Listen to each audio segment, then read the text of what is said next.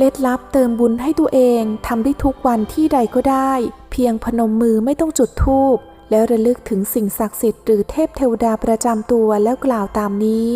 ด้วยบุญกุศลที่ข้าพเจ้าชื่อสกุลได้กระทำมานับภพนับชาติไม่ถ้วนรวมทั้งบุญในปัจจุบันชาตินี้ขออุทิศบุญนี้ให้กับตัวข้าพเจ้าให้กับสังขารมนุษย์ของข้าพเจ้าในภพชาติปัจจุบันเจ้าเกณฑ์ชะตาและเทวดาที่รักษากายสังขารของข้าพเจ้า